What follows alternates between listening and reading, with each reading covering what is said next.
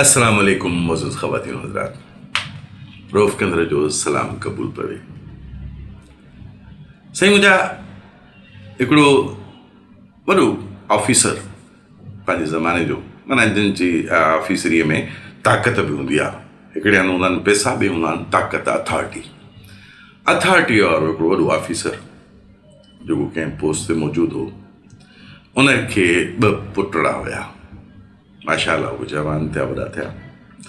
उन्हनि नंढपण खां वठी करे वेंदे जवानीअ ताईं इहो ॾिठो, माना स्कूल में, मुआशिरे में, ॿियनि जॻहियुनि ते, त उन्हनि जे पीउ जे ताक़त जे करे, उन्हनि जे पीउ जे नाले जे करे, पीउ जे उहिदे जे करे उन्हनि खे माना हर क़िस्म जी आसानी मिली वेंदी, हर जॻह ते, स्कूल में, कॉलेज में, यूनिवर्सिटियुनि में, रांदियुनि जे मैदाननि में, माना मतिलबु त ज़िंदगीअ जे हर शोबे में उन्हनि जे पीउ जी ताक़त उन्हनि सां गॾु हूंदी। उन्हनि जो कोई बि कमु रुकबो कोन हुयो।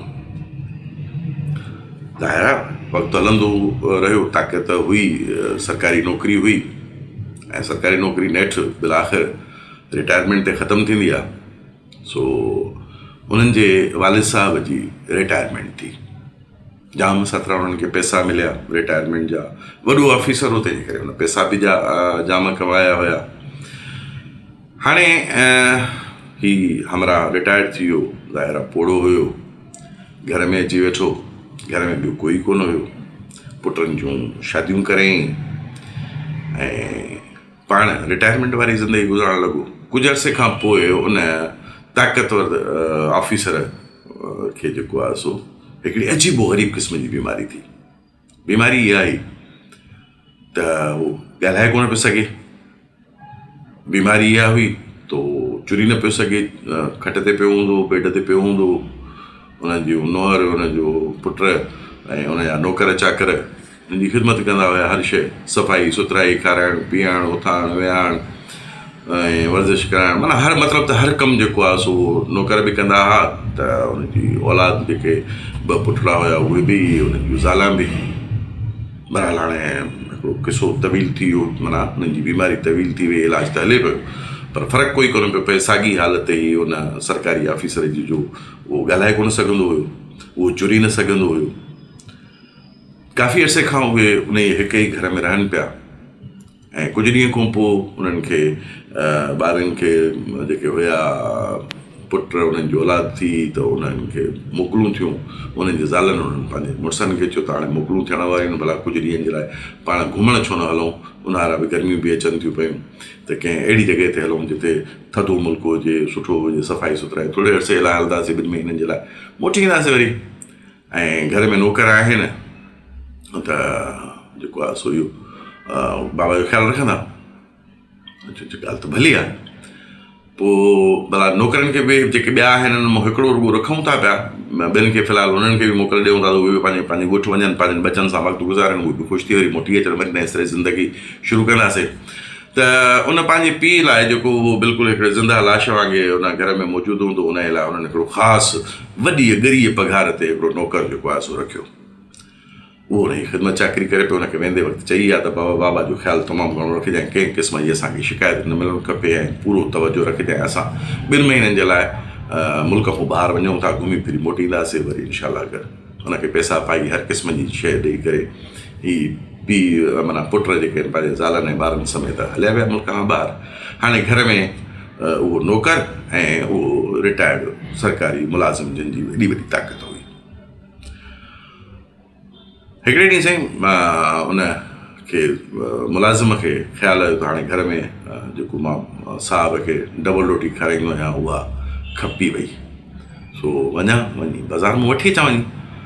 जीअं त घर में कोई बि न हो, त बाक़ी घर खे त हुन तालो लॻाए छॾियो, ऐं बाक़ी हिकु कमरे में उहो साहब हुयो, ऐं उहो बि उथी कोन सघंदो हो। त हुन इहो सोचियो वञा थो, 5 मिंटनि में साम्हूं थी करे मोटी थो अचां पियो। त वेंदे वक़्तु वरी उनजे ॿाहिरि दरवाज़े खे बि उहो तालो हणी करे वियो।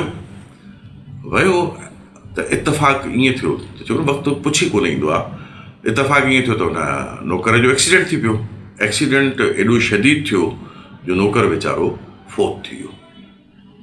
हाणे साईं, घर खे तालो लॻल आहे ॿाहिरां, हुन में ताक़त कोन्हे जो सॾु करे सघे कंहिंखे, या उथी सघे या चुरी सघे। बहरहाल 2 महीना गुज़री विया।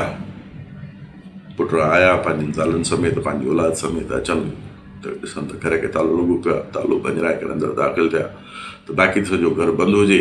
जंहिं कमरे में हुननि जो पीउ हुयो, हाणे उहो पीउ जीअरो कोन हुयो, सिर्फ़ु हुते वञी हिकिड़ो हॾियूं बचियूं हुयूं, लाश हुयो, वॾी बुरी हालत हुई, कसम फुर्सी वारी हालत हुई। नौकर जी तलाश कयूं, ख़बर पई त हुन वीचारे जो एक्सीडेंट थी पियो, डबल रोटी वठणु वियो, एक्सीडेंट में उहो वीचारो फोत थी वियो, घर मोटी न आयो। 2 महीननि में कंहिं बि हुनजी ख़बर चार न वरिती। सबक़ु थो इहो मिले त हुन जेका कमाई कई, जेको हुन पैसो गॾु कयो हुयो, छा हुन सरकारी ऑफिसर खे उहो कमु आयो? जॾहिं त हुननि वॾी हेवी अमाउंट ते उहो नौकर बि रखियो ऐं उहो बि ईमानदारी सां कमु पियो करे, पर हुन जे मथां जेका वक़्तु अची वियो, जेको नागहानी हुनजो मौत थियो, उहो कंहिंजे वस में त न आहे।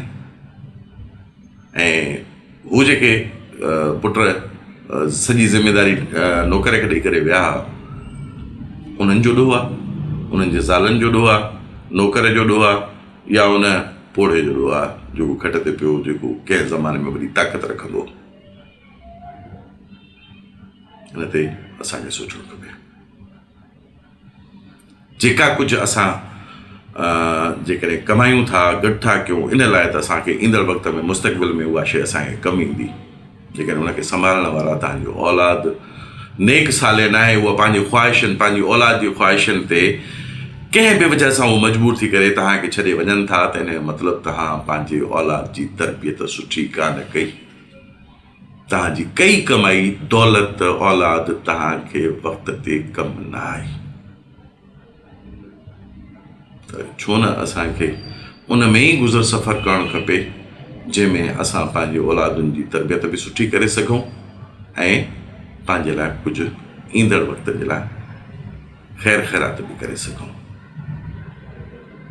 इन ते तव्हां बि सोचिजो, असां बि सोचूं था। जेका ॻाल्हि सम्झ में अचे कमेंट्स में लिखी छॾिजो, त असांजी बि रहनुमाई थींदी, त कंहिं ॿिए खे बि सबक़ु मिली वेंदो। अलाह ने